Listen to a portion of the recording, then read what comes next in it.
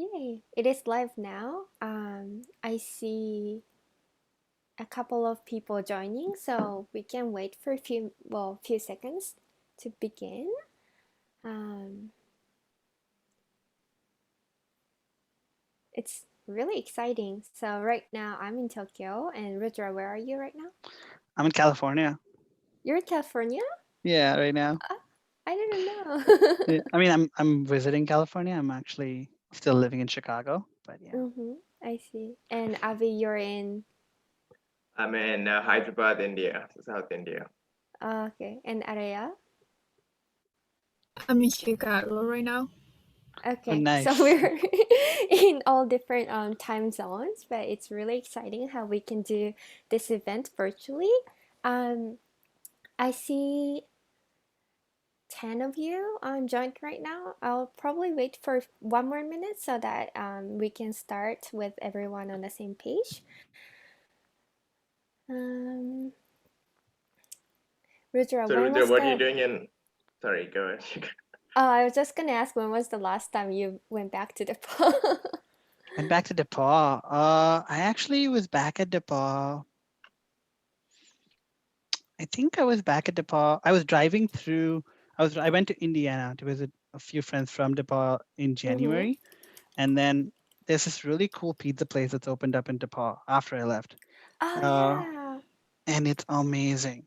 So we drove 40 minutes just to go to the dock to grab a beer, and then we went to that pizza place, and we were at the pizza place for yeah, we had dinner over there, and then we drove back. So 40 minutes just for the pizza. So I think that was the last time I was there, which was in January. yeah. Okay, okay. Yeah, but for official like for any event in particular, I think the last time I went back was I went back for graduation a year ago, so last May, so class of Mm, 18. Yeah, mm. Yeah, class of 19. Sorry. it's been quite a while. Class of 19 is when Abby graduated. Mm-hmm. Yeah, Yeah, I I think I Mm. think was I there saw for. you in May Yeah, 2019. But you also visited during Rush the previous year, I think. I did. I Yeah. did do that. I Uh, try to go back at least once a year for something or the other usually. So makes sense. Great. I All miss right. it too much to not go back. And you're close nearby too. Yeah, yeah. Chicago is not too far, which helps out for sure. Yeah. Well, let's begin because I see a lot of you joined right now. So, hi everyone. This is Alumni Speaker Series um, number one, first episode, and we have Rudra Vishweshwar from class of 2015. Rudra, Hey can you everyone. introduce yourself? Yeah, Where you're from, what you did back at DePauw, and what you're doing right now. yeah, definitely. So hey guys, my name is Rudra Vishweshwar. I came to DePauw, bright-eyed and bushy-tailed in 2011. I was 17 years old, so I wasn't allowed to open a bank account. But I was at DePauw for 4 years. I did computer science and economics as a double major and math as a minor. And I was also in ITAP and SRF. So I was very quantitative. I loved numbers. But apart from that, I also really loved the liberal arts experience and trying to be really involved in that. So I was always a DJ at WGRE and I did sports broadcasting at WGRE. I also was a presidential ambassador. I worked with the International Office of Admissions for the international students. So I was one of the first international ambassadors with Yuka, and I know Abhishek was one as well later on. I was involved in theater. I was part of the theater, like the two of the different DePauw productions. One of them was Antigone, the other one was Swamp Dwellers. So really try to keep my experience really diverse, which was amazing. Which I hope anybody who's at DePauw is doing, because I think that's the best part of the whole experience and the liberal arts education. Um, right now, I graduated in 2015 and I moved to Chicago and I work as a right now as a senior technical architect at Highland or Technology Services Group, which just got acquired by Highland. And I've been working there since I graduated. So for the last 5 years now, I've been working at the same company. Yeah, and I got lucky. I mean, I didn't even go meet them at the career fair, but luckily we have some amazing faculty at DePauw, like Dave Burke, who had me reach out to them and go meet them for an interview when they came on campus. And Through that, I went to visit them on their site in Chicago, fell in love with the company and the culture, and they offered me a job. I had a couple of offers from my internships, but this one made the most sense and kept me closer to like the Midwest, which is where I wanted to be at that point of time in my life. And so I took it up, and it was a 40-person company. Now, because of the acquisition, it's 5,000 people big, but the core team that I worked for was 40-person big, and it was amazing. So yeah, so been there for 5 years, still working there. We just got acquired, so changes are happening. I think that's a quick introduction of who I am. Great. Yeah. Thank you. So I want to encourage all the everyone to submit your questions through Q&A. Um, I think you can submit your questions anonymous, and yeah, so feel free to ask any questions you may have for Rudra. This seminar or this series is pretty much focused on H-1B visa, but you can ask any questions, of course. Yeah, a little bit about myself and other ISAA team. I'm Yuka. I'm a class of 2017. I was a Peace and Conflict Studies major and honor scholar. Um, I also did a lot of activities on campus, but mainly to promote intercultural exchanges within international students and as well as between international students and American students. Avi?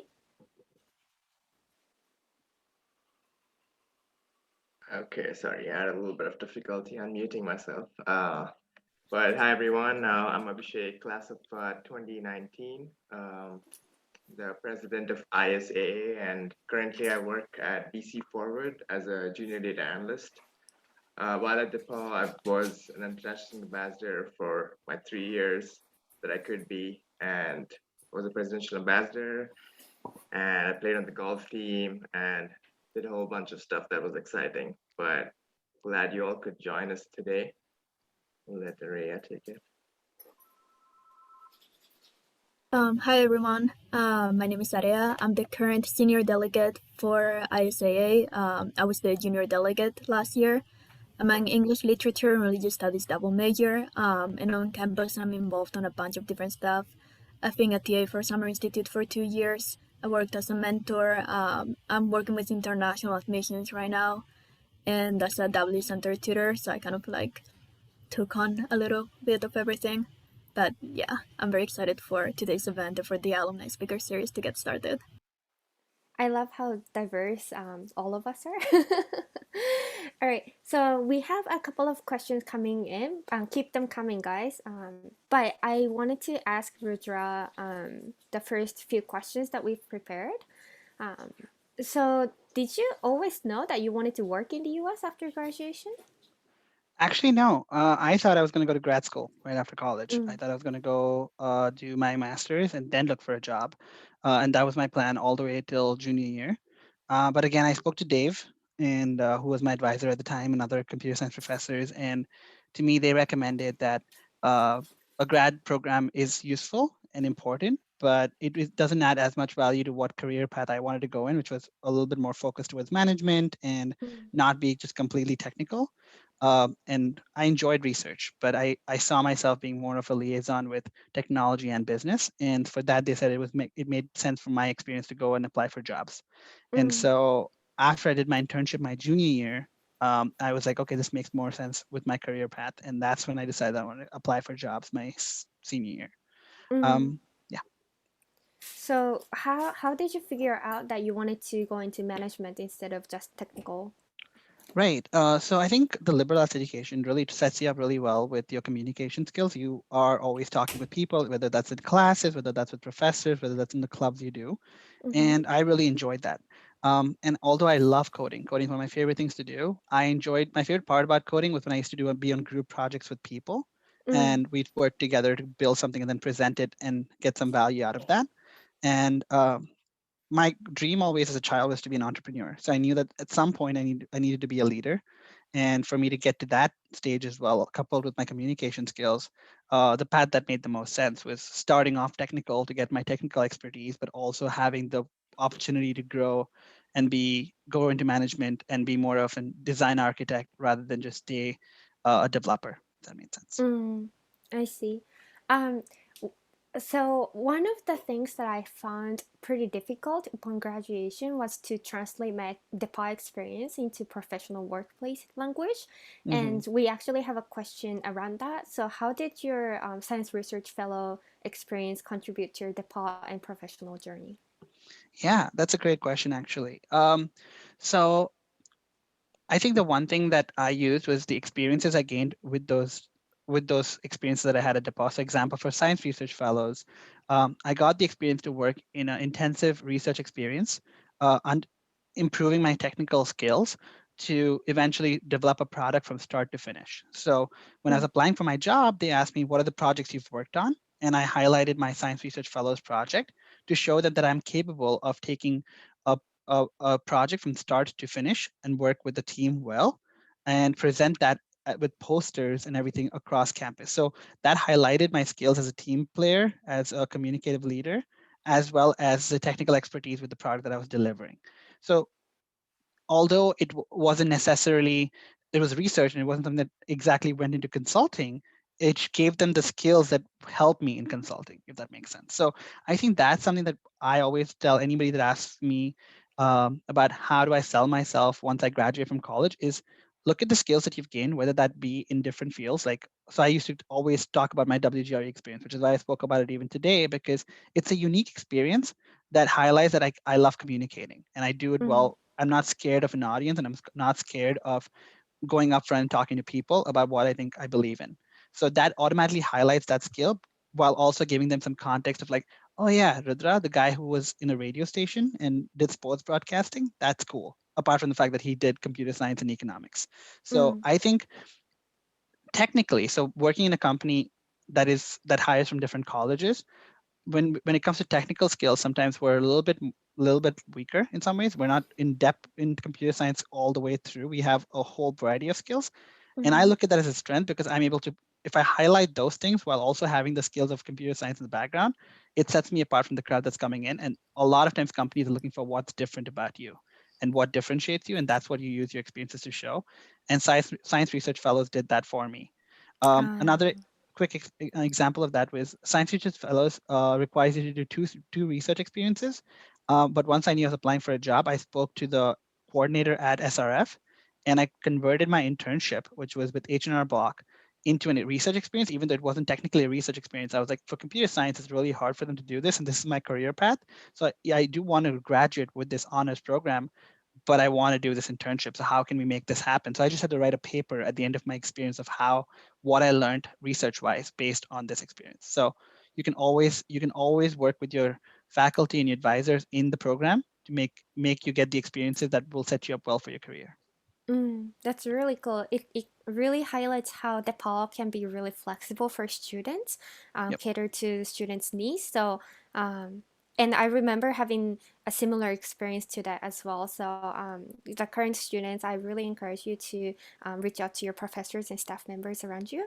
And also, what struck me a lot from your conversation was how so when there are a lot of applications, basically, recruiters are always trying to find something that makes you stand out, right? And in your opinion, it is to have diverse experience and how you can identify what exactly you learned from that experience.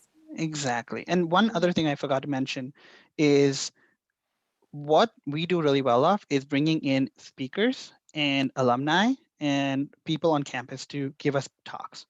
Interact with them after those talks and get their cards and reach out to them and tell them that you enjoyed their talk, because when you're looking for jobs, oftentimes everybody's looking for jobs, so it's really hard for you to kind of get through the door. The way you get through the door is somebody refers you. If somebody kind of tells them that, hey, I know this person. I mean, like I remember when I come back for the career fair every year at DePauw to recruit for my company. And every time I come back, there are some people that come talk to me, and then they send me a message afterwards saying, "Hey, I love speaking with you. This is what we spoke about." And I'm like, that's impressive, because if you do that follow up, I remember you because I meet 50 to 100 people a day, but if that email comes from maybe 5 to 10 of you, that matters. So mm, use that like meeting to follow up with someone and build a network. And even if it doesn't work out at a job today, it will work out in the future. That's how you build your network. So make sure to kind of constantly interact with people. And if you don't get responses back, that's fine. Don't be bogged down by that, the more you reach out to people, the more you have an opportunity to get one of them to work out. So don't stop doing that just because you don't get a few yeses or a few responses. That can be frustrating, but we are, as international students, in a little bit of a disadvantaged positions when we're applying for jobs. So we do have to work that a little bit harder to get that job. Mm. Just to add on real quick Sure. before we jump to the next question, because I know we're getting plenty. Specifically with regards to like the honors programs, like what I do want to add on to what Rudra was saying, I think even like I was a management fellow, not an SRF, but it did help me get like that glimpse into what my potential career path could be, and also what all I could showcase as like my skills. And it does help students stand out in some ways, and it's very important, I think, for international students more so to create that path that helps them, get that first job. So especially if you're trying to get into a job, everything you do is trying to set yourself a little bit apart from the crowd, and I think the honors programs like provide a great opportunity for that. Mm. Yeah, I agree. Every time I talk about my honor scholar research experience with, some people around there, they're always really amazed by what I have to say, and I think that's really, really important. There's not a question about this, but I really wanted to ask. Is so back in DePauw, a lot of people told me that networking is really, really important, and I didn't get the true meaning of it until I graduated. So can you, because you mentioned that it's really important for you to communicate a little bit, like invest in a little bit more communication as international students compared to domestic students, and eventually you will have to have conversations with your recruiter to talk about your visa situation. So I want to ask you, like, how do you have any tips for that conversation? Do you have any tips for networking in general? Yeah. Yeah, that's a great question. So quick things, right? Like, don't go into any meeting looking for a job. Like, don't go like if somebody came up to me like I'm looking for a job, that immediately tells me that they're only talking to me because they want a job. That is not something that is like I realized that really late because I was talking to 10 people and like I was always like, hey, are you hiring? Are you hiring? Like that's not something that's gonna make you stand out. Be interested in what somebody wants is doing or what they're doing. So if you go for like we went for a talk with the ESPN's founder and I was like, hey, how did you start ESPN? Tell me a little bit about yourself. And when you talk to alumni about their experiences, their time at DePauw, or just anybody who you meet, just talk to them about them, build a connection first. And once you build that connection, be like, do you see a place where I could fit in, or what do you think makes sense for my career growth? That is a better transition. Start a conversation before you go and ask for a job. I think that's really important sometimes, and we fail to realize that. Um, Second thing to do is use connections of connections. So I don't know if you all know Hien, but Hien was somebody who graduated with me, and Hien has a friend at DePauw, or somebody who reached out to Hien, and then Hien was like, "I'm not in computer science, but I know Rudra, and I'll connect you with Rudra because he's a good friend of mine." And so that person reached out to me saying, "Hey, Hien put me in touch with you," and that immediately sets her higher in my priority list to talk to because I know she's coming from a known source. So if you know someone that's not in your field even, but know has some friend that is, get them to connect you and just grab Mm, coffee or have a conversation on LinkedIn or just try to have a small touch base. And 8 times out of 10, you might not even get a response, but those 2 times that you do get a response is valuable, right? And so just keep doing that constantly. Even if you have a job, I still do that today. So if I meet anybody from DePauw or if I meet anybody, like, I will stay in touch. Like, for example, Abhishek, right? We don't talk often, but mm, every once in a while, I'll message him and touch base with him and be like, hey, how's it going? I heard this is happening with your life because we have mutual friends that are close to the both of us and live close to each other. So it just keeps your network constantly active. And when you are looking for a job, then you have a whole network to reach out to, not just for yourself, but for other people as well. So that's simple. It's the first thing to do. Second thing to keep networking is make a LinkedIn, make it professional. It's very important to keep your LinkedIn up to date and professional and get connections going, connect with people that you meet, interact, just and post on it, be active on it. I'm really bad at it. I'm not really great at it. So don't take me as an example. I realized it really late, but post on it. Like if you find an article interesting, post about it. If you find something that you're doing interesting, post about it. create a website for yourself. Basically, you're the product and you're trying to sell yourself in some ways. So Mm, what will make you more visible in people's eyes? So those are the things that kind of set you up in terms of networking for people to reach out to you and be like, hey, your profile seems interesting. Let me talk to you about who you are. mm. It's a great point. You're the product that you're trying to sell. How did you, let's see. I guess we have a question about like H1B specifically, the next one. Yeah. Okay. So, Yeah. So but before we do that, Yuka, you okay. want to just let's just I guess touch upon H1B like in general, kind of give everyone a bigger picture, I guess perspective on the process itself, because I'm not sure how much everyone knows about it. Yeah. So H-1B is the visa that we all need to stay in the United States for work, right? There are other visas as well that you can opt towards. H-1B is the most common work visa for international students or international employees to get to live in the United States. So that is, it usually comes on a 3-year basis, and you keep applying for extensions on top of that.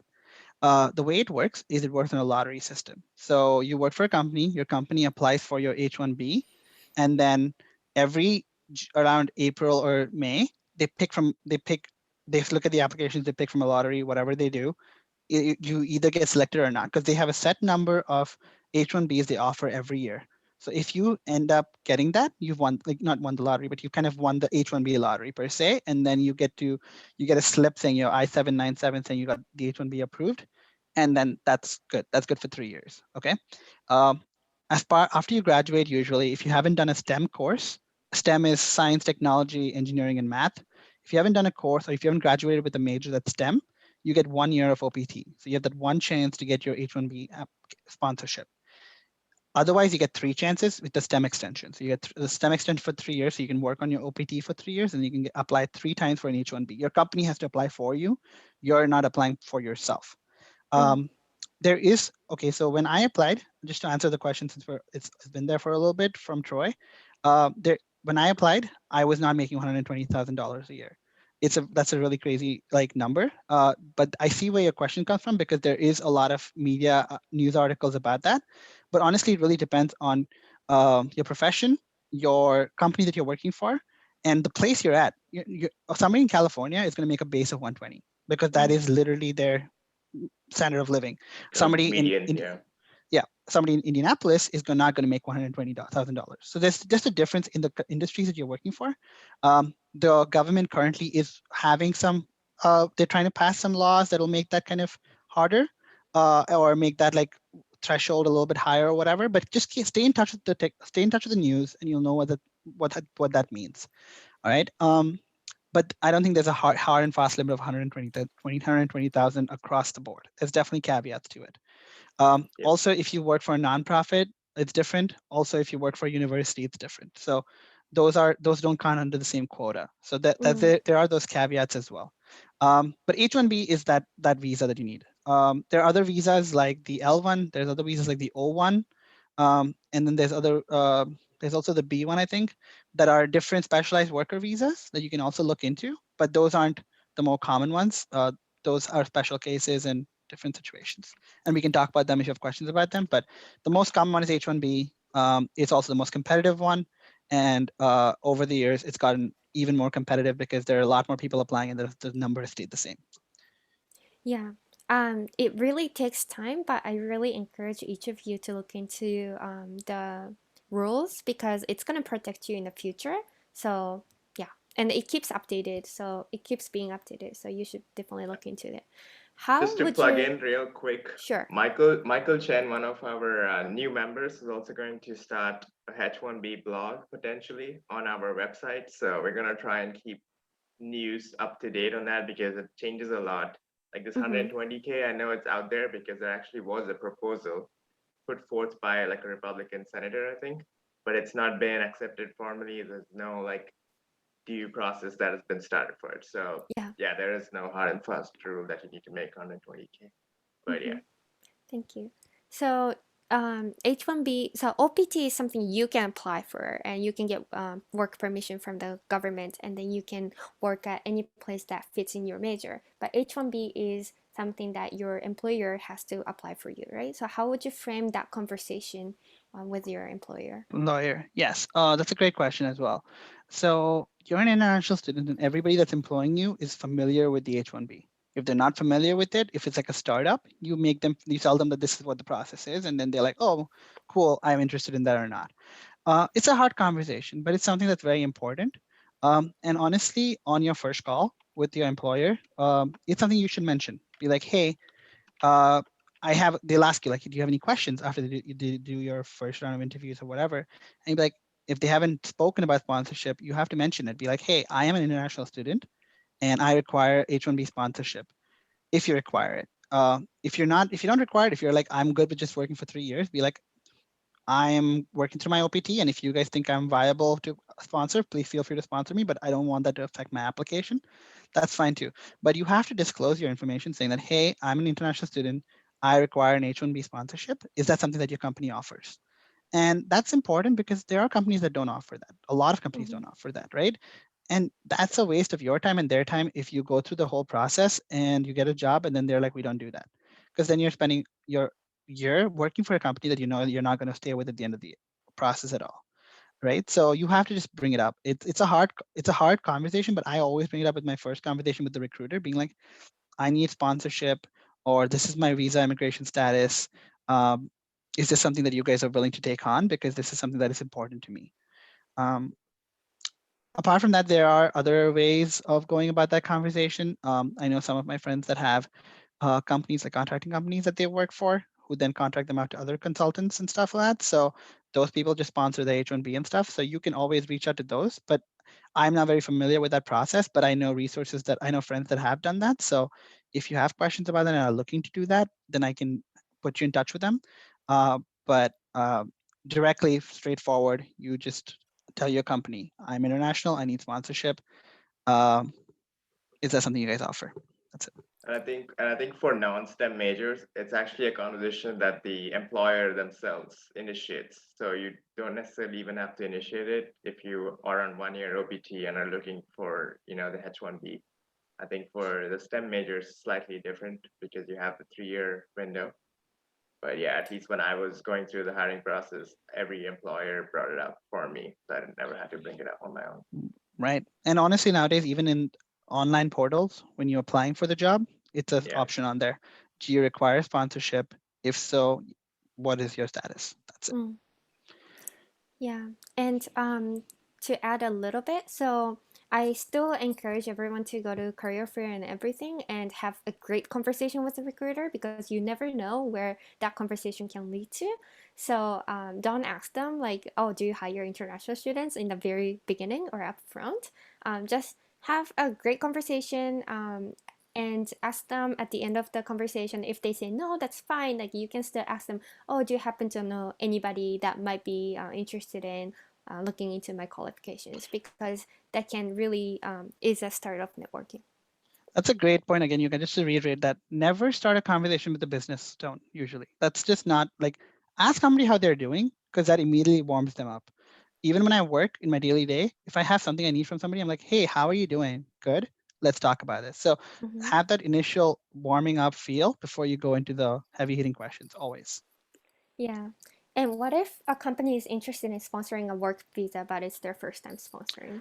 Yeah, great question. So my company was the first time they're sponsoring a work visa when I joined them.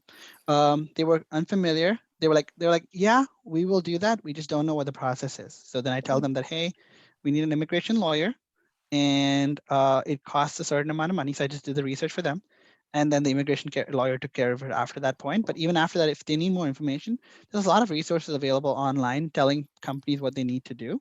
But I have never seen anybody, you have to apply with a lawyer. So they need to hire an immigration lawyer that will handle your application. And the lawyer will tell them what all documents they need. And then you just provide all the documents to your employer, who will then provide it in turn to that lawyer. So Mm-hmm. it's very possible. It's very easy to do. It does come with that overhead additional cost of a lawyer. Mm. I have some friends that have sometimes spoken to their company and be like, hey, if you're willing to sponsor me, I understand that that's not part of the thing. I'm happy to help out with my salary to pay for the lawyer or whatever. So you can have that kind of negotiation to be like, hey, don't reject me because you have to pay for a lawyer.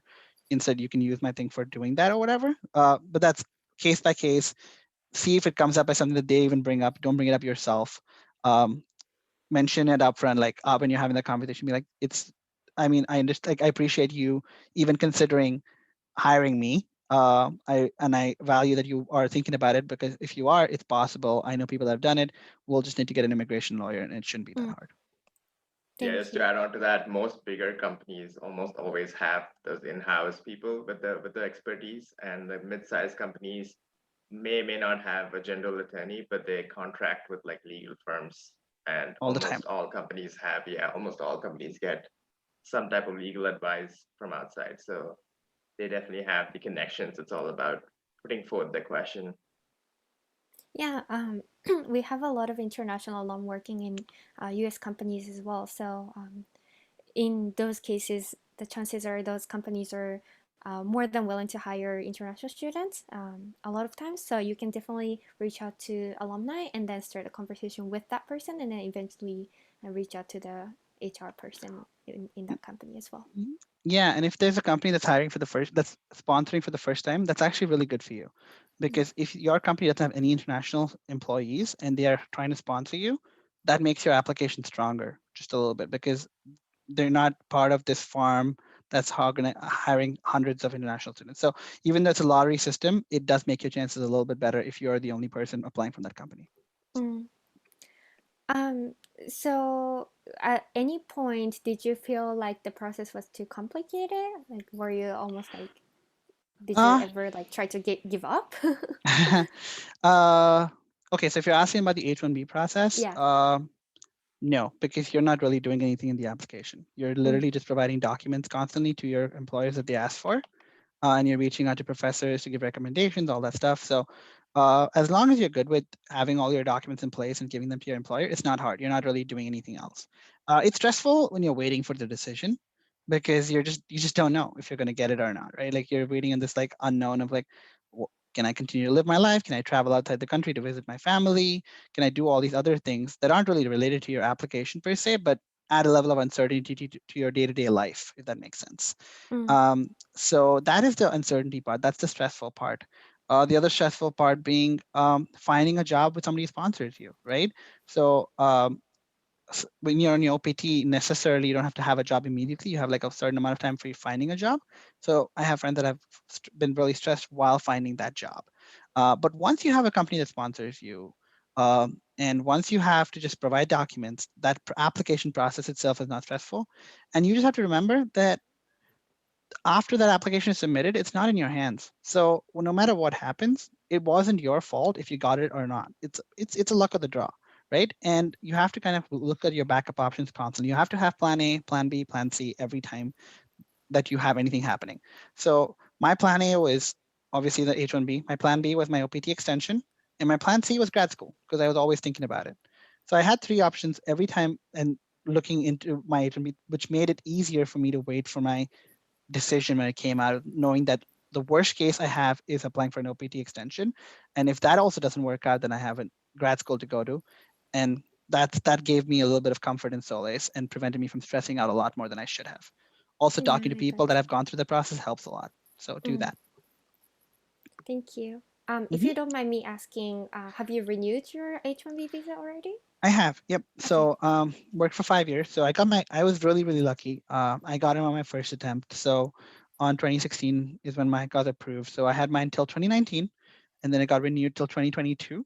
And I went back home in January or December last year and got my new stamp or whatever. Renewals are pretty straightforward. It's not really, you don't do a lot. They just have your company that's given you a sponsorship, they just kind of reapply for you a little bit, but as saying that you already have an H-1B. Now, when you're renewing, you're not part of the same lottery system anymore. So don't worry about that. You're not there's hardly, like, I've not heard of anybody that, like, I guess, okay, let's rephrase that. Uh, you're not part of the lottery system, so you're most likely going to get your renewal. Having said that, um, depending on the current political climate and the government, they are reviewing your application still. So there are times that they provide an RFE saying that, are you actually doing what you're saying you're doing? And is this actually something that we didn't consider 3 years ago that we're going to consider again right now. So there is this RFE thing that might come up, which is like a request for evidence, which only means that they just need more paperwork, Mm. and it it will go through mostly unless they feel like there's actually something that is not something that makes sense to them and it's not what you say you are or whatever of that sort. But as long as you are doing what you need to do, usually it's fine. I've had a lot of friends get RFE. I got an RFE. But 1 week later, once I provided them my document, we were good. They just sent it over. So don't be worried if you get an RFE. It's just them asking for more evidence. That's it. Great. Thanks. So a few more. I know we're close to time, and there are a lot of questions right now. Just so if it's like too much of a personal question, I encourage you to reach out to Rudra after this. If it's too much of a general question that you can easily search on Google, then please do it. I'll try to pick the questions that are probably most relevant to a lot of people. I'll also keep my answers a little bit shorter to get through more of them. So let's do that. It's fine. Just to kind of,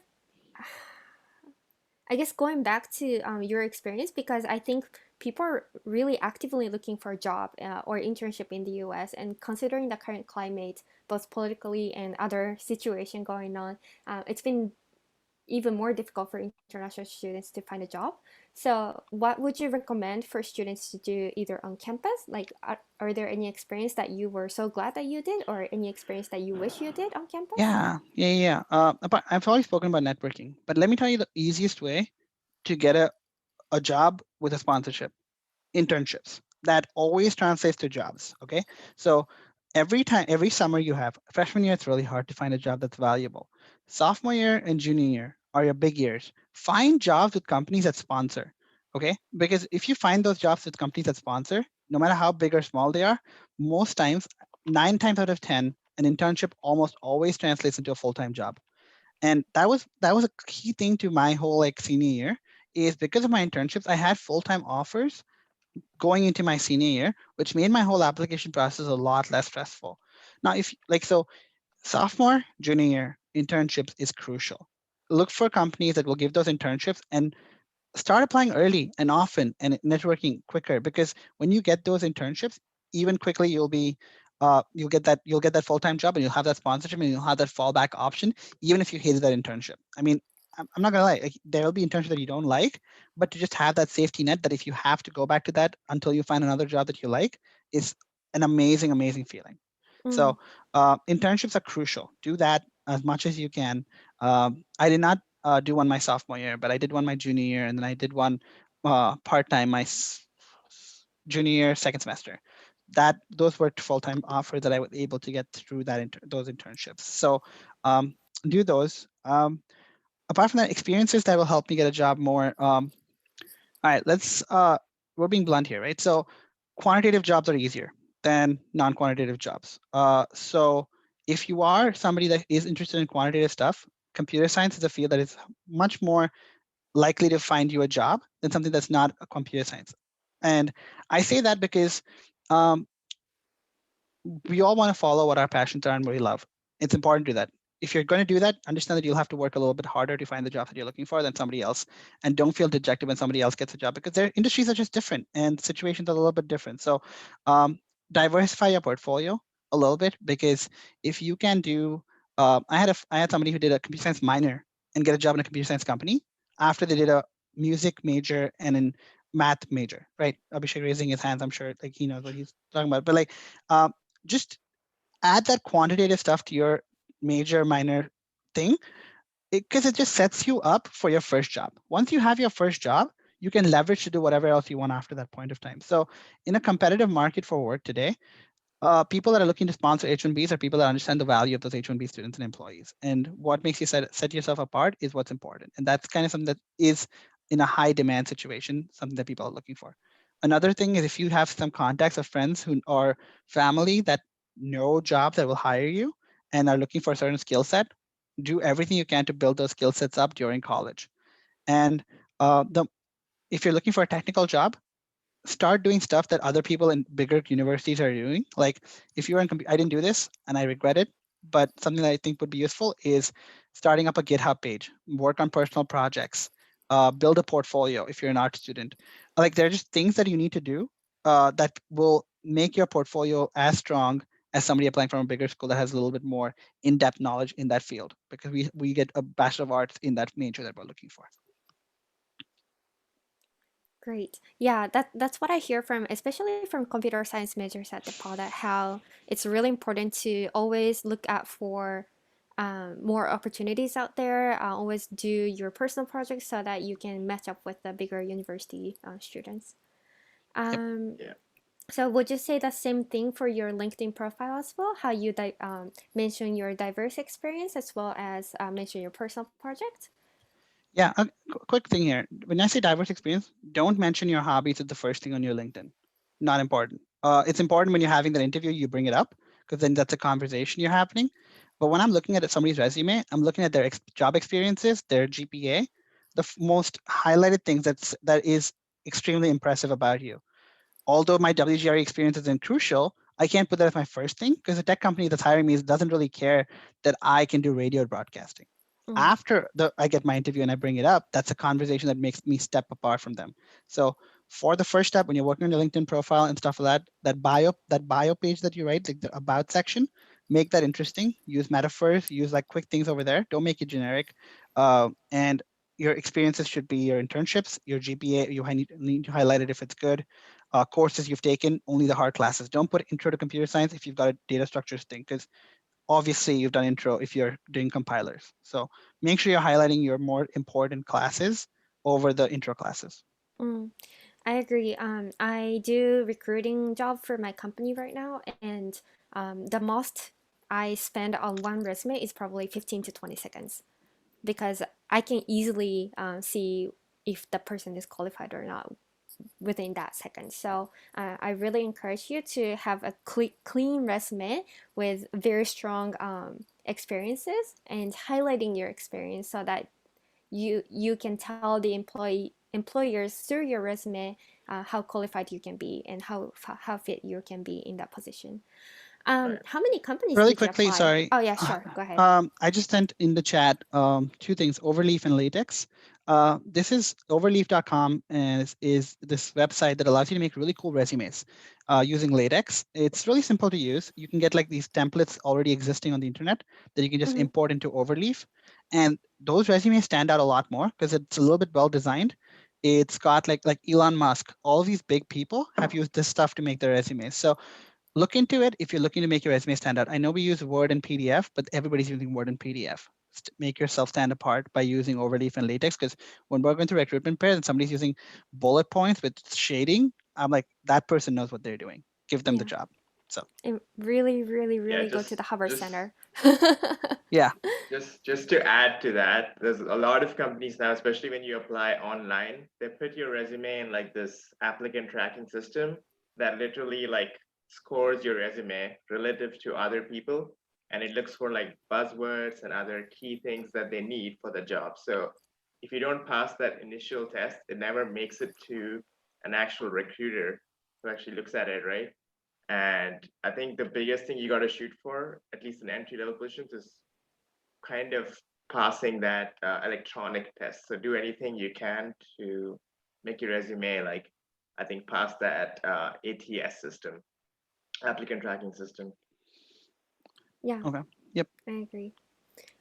Yeah, and I was gonna ask how many companies did you apply for your first internship and also for your first job? Yep. Internship, I applied to 12. I was lucky that I got one within those 12 really quickly, and it was a company that I was really looking to get into. So I stopped after that point.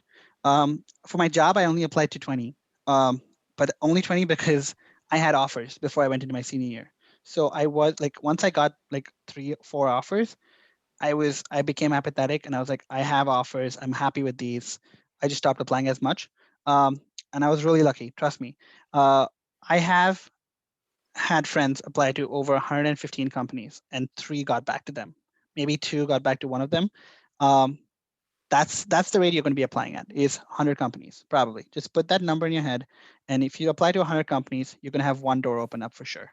So do that, and if that doesn't work out, let me know, and I'll change my whole thing about it. But 100 companies is what you need to go for when you're applying for a full-time job. if you don't already have an offer or anything of that sort that you're happy enough with.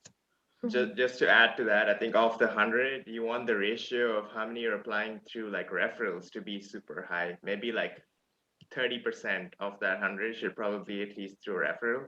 Yep. Because this year, especially with COVID and the recession and a whole bunch of political factors, I know people who literally applied to hundreds and they still like struggle to get past that first or second interview. Yeah. Just because they're international, like nothing else. Like no, it might have, just to add on to what Abhishek is saying, this sounds complicated, but make a spreadsheet of the companies you're applying to, the people that have referred you, and where your position's at. And if you don't hear back from them, if you've had referrals, ping your referral again, saying that, hey, I applied, I haven't heard back in a little bit. Can you get back to me on this thing? It's just quick and easy to just ping people, because sometimes your resume gets lost in the mix of all the resumes. And it also just helps you build your network. So once you have it a little bit organized, it'll make your life a whole lot easier. Trust me. Like, I had a friend that had them. I mean, I had a friend who gave me their spreadsheet that I then used, which was job, referral, place in line, and color coded as to yes, no, maybe. And I also ranked them for my own sanity. You don't have to do that, of which ones I wanted to go to more, which ones I wanted to go to the second, third. So the more organized you are with this stuff, it makes your life a whole lot easier and less stressful, even though it is a lot of work. Yeah, to add last thing. So I remember in my first year, somebody, it might have been you, Rudra, but somebody told me that to create a spreadsheet of all the people that you have networked with from your first year, so that you can always pin that person to catch up and maybe ask for a referral in the future. Yeah. Quickly with networking, if you're in a fraternity sorority, if you're in clubs, when you're looking at alumni, look at people that have done that experience with you. Reach out to them based on that experience, and they'll respond to you better. Yeah. Right. And there is a comment, Hubbard Center is only good for study abroad in my experience. Yes and no. So a lot of I worked at Hubbard Center, and a lot of times I saw a lot of resume where they couldn't highlight their experience better, and Hubbard Center is there for you to help you. It's really up to you how you utilize the resources, but they're also the people who graduate from other universities and know people. So if you can connect with them so well, they can refer you a job potentially. So yeah, just to add that. And really quickly, that seems a little negative, right? Like someone like Hubbard Center is there as a resource to help you get a job. They're not going to give you a job. So you have to do the work to apply to companies and get your connections and networks going. But once you do that work, and if you want to make your resume stand out, and if you want somebody to bounce ideas off of, to have that constant resource to do interview prep with you. I know I went to Hubbard Center and said, hey, I have a phone interview with this company. Can you do a mock interview test with me? And they sat me down and did a mock interview test with me. So those are things that aren't really tangible to you getting the job, but it enables you to be a little bit more prepared. So they're preparing you to get the job. They're not giving you the job. So if that's the intention you're going with, then yeah, maybe they're not as helpful. Yeah, because they do like the flash resume reviews, they provide the rooms, like you can do a lot of stuff. I use a lot of their resources, but they didn't directly help me get that first job, but a lot of the small stuff kind of was, climbing those steps to the first job. Talk to your professors and your peers and your internships if you're looking for those jobs, because those are your referrals. Hubbard Center is to get you the job experience, like interview ready, and get you interview ready for that thing. That's how you need to look at that. And just to add to that real quick, I know that they're actually currently working actively to try and improve their international student, like companies that hire international students also. Like that's something that's in their pipeline because they know that's one of their weaknesses. So they are aware of that as well. Thanks, guys. So a few more questions.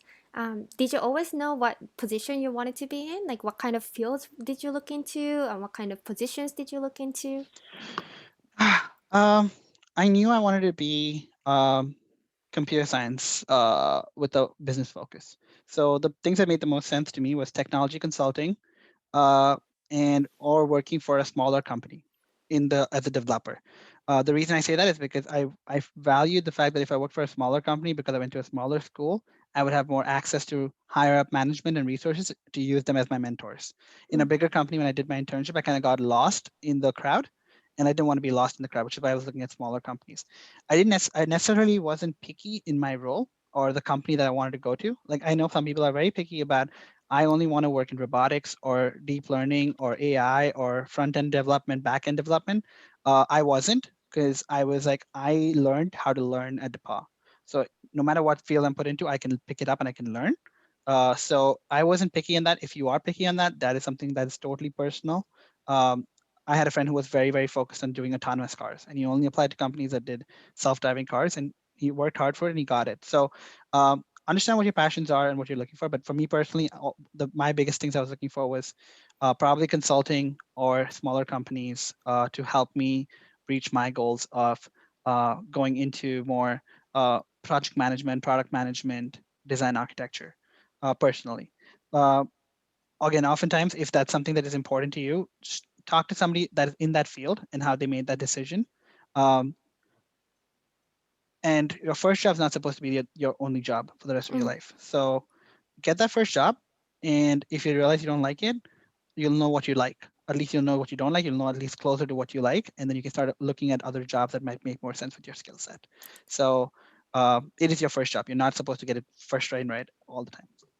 Yeah, I remember one of the alum, she was from China and she was a psychology major, graduated before me, and she got a job at technology company as a HR, and she really fell in love with whole technology stuff that was going on within the company. So she applied for grad school in that field, and then she eventually started working for another company in a different field. So you can always reroute your career as well. But do you have any advice for students who are looking for, we've touched on a little bit about this, but who are looking for sponsorship in the fields that don't typically sponsor? So Yeah, STEM usually sponsors, right? But not in like, say, literature or religious studies. I'm talking my yeah. area, but yeah, peace and conflict studies. Right, right. That's a great question. Mm. STEM also doesn't always sponsor. There are companies that do sponsor, and it's a little bit Oh, easier yeah. to find those jobs. Mm. But in fields that don't sponsor, and in fields that are more competitive, a little bit more in Mm. the humanities end of things, um, look for nonprofits. Honestly, those are some of the easiest ways to get a sponsorship because those don't go against the lottery. It's almost a sure shot Yeah. sponsorship. Uh, Other thing is universities. If you work for a university, it's way you can get an H-1B. It's not like that's not in the same lottery system either. So those are Those your are first two. cap exempt, right? Cap exempt Exactly. H1Bs There's a category. cap Yeah. exempt H-1Bs. Exactly. Right. So those are your top two things that you can immediately look at. Apart from that, maybe look at smaller companies, I would say, that will value your skill set more to do those first time sponsorships for you. That's really important. And I would recommend probably talking to alumni more frequently to get those connections going to find companies that will sponsor you. Um, and last thing I would like to say with that is if you like music and you can do your music, you want to do a job that's involved in music, but you can kind of couple that a little bit with data analytics in the background, just kind of keeping that data analytics role will make you a little bit more sellable to get your music job, but also provide you a role in a company that's willing to sponsor you. So don't just stick to the singular focus. Try to have a couple of things that can work well together, and look for jobs that are kind of niche in that respect. Because if it's a little bit of a niche job and you're one of the only people that possesses that skill set, it makes you way more valuable to be sponsored. Thank you. So we have 6 minutes left, Mhm. and I guess there's a presidential debate on tonight. I'm So going to bed right after this. yeah, so I know you're not technically in the business or finance field, but do you have any advice or do you have any, yeah, in Yeah. general? Business finance field very competitive. You gotta apply sooner, faster. Management fellows, if you can do it, do it. Really, really crucial to get those jobs because that kind of guarantees you an internship, and that automatically kind of gives you the opportunity to leverage that internship into a full-time position. Mm. Speakers that come to campus that are related in those fields, talk to them to do those jobs. Uh, I'll start talking because I think Abhishek is more involved in the financial side of things as well, right? Yeah, He knows so more I about can that. add a little bit. I was in the management fellows program, econ major with a comp sci minor.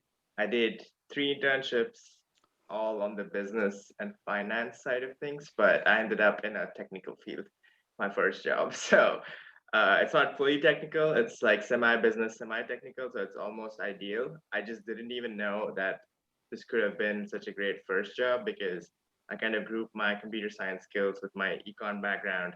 And my first job actually ended up being more computer science than econ. But now, because it's a smaller company, because I know people within the firm and I built those internal relationships, I'm able to kind of switch my role into something that's a little more on the finance side because I do enjoy that as well. So I think, as Rudra is saying, it actually is a little more competitive if you want to get into an investment banking type of role or wealth management and stuff like that, only because most finance jobs have like these associate programs that they need guaranteed 2 year and 3 year commitments because they have like a set route and set program. And if you cannot guarantee them that, they are very hesitant to hire you.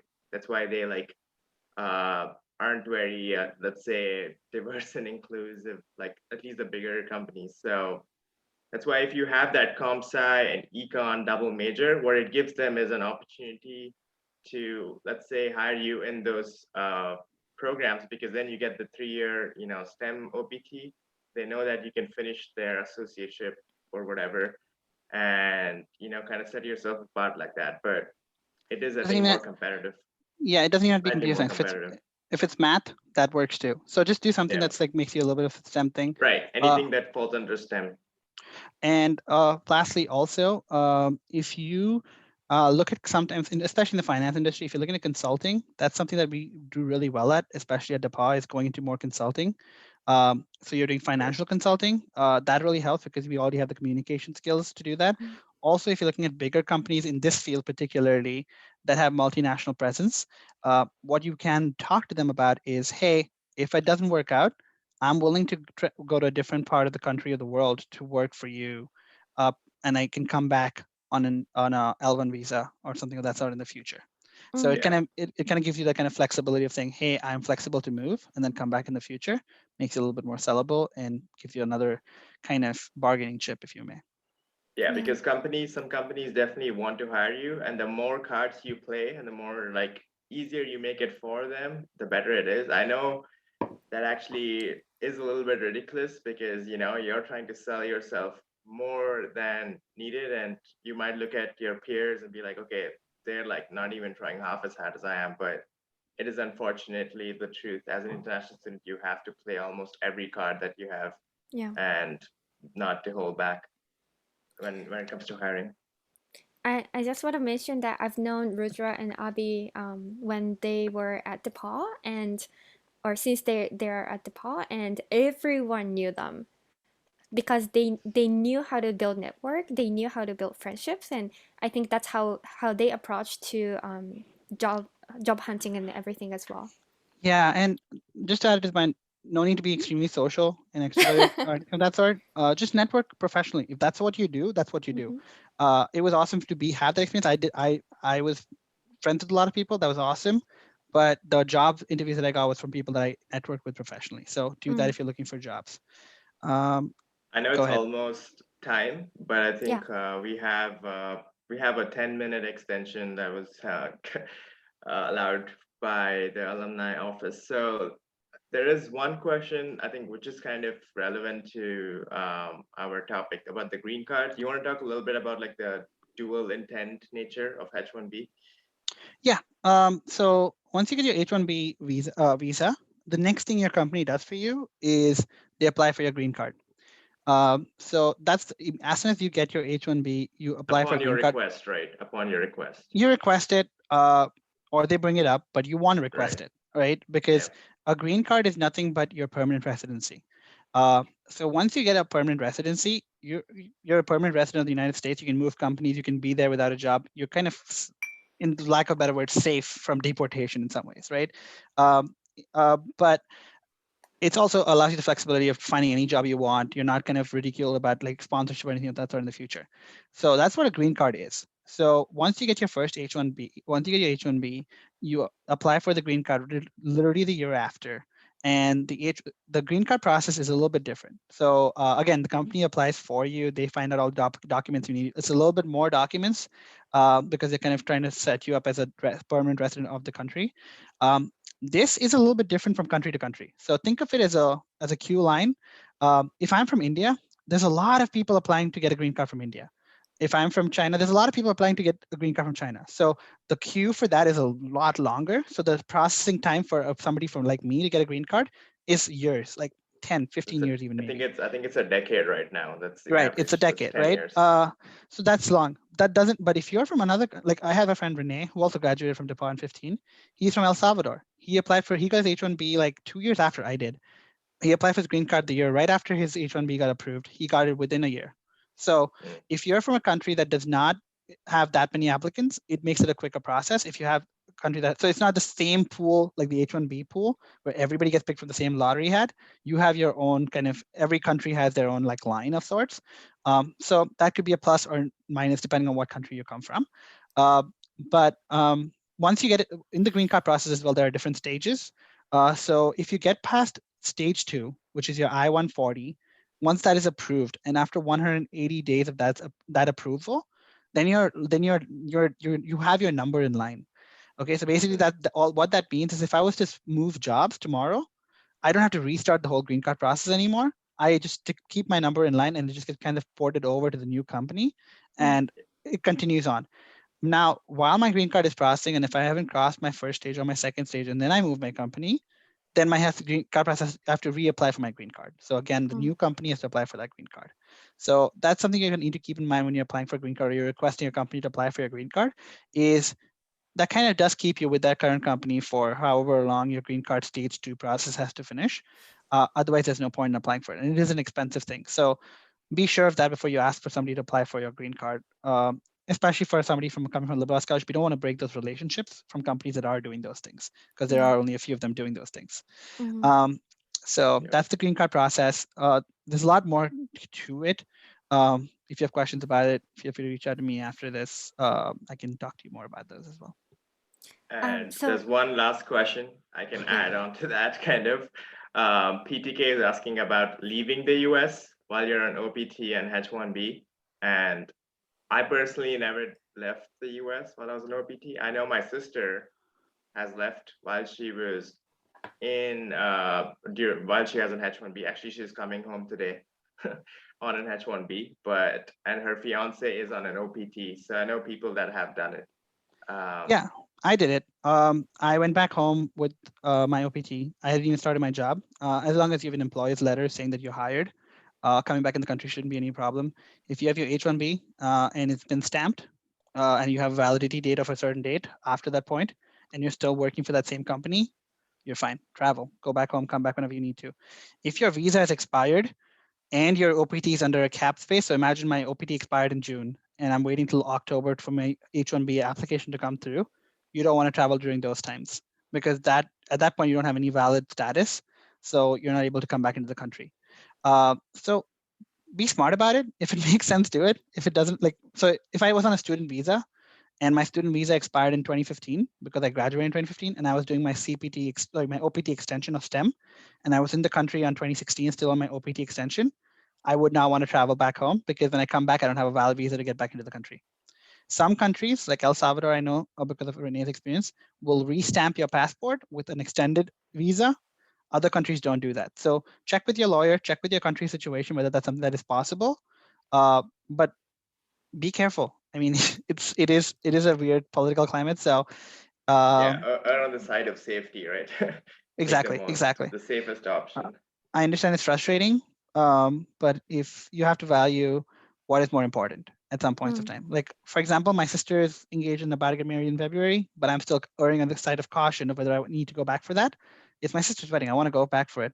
But will the current COVID situation coupled with my H1, the current political climate, enable me to come back in the country? It's something I'm considering. So always make that I'm sure everybody's pretty aware of that. Just be conscious of it.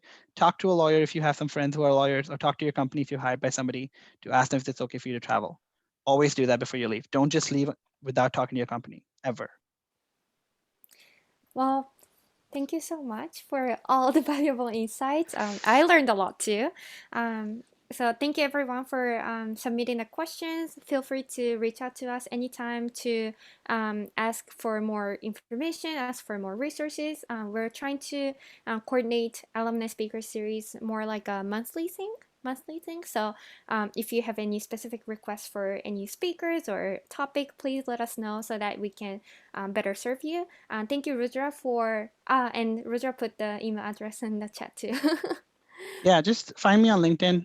Find me on my email. I'm pretty reachable most times. And if I get to know you, I'll give you my phone number pretty easily. So, and then you can just call me and text me and we can talk.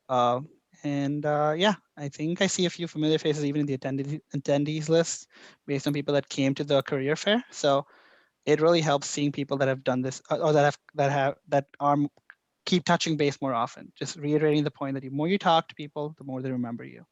But yeah, thank you guys for having me. This has been an absolute pleasure. Thank you, I Rudra.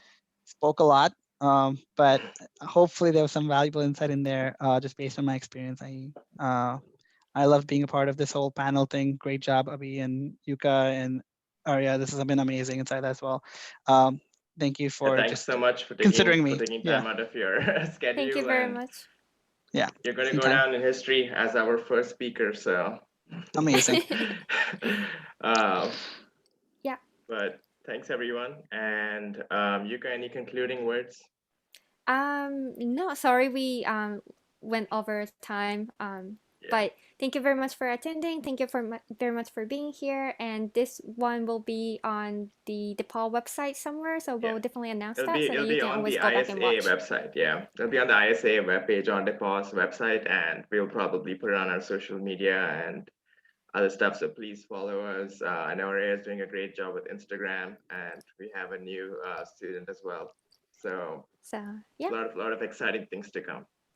And thank you, Zaida, for coordinating this. Yep. Yep. So we'll see you guys soon. Right. Bye, Bye. Rudra.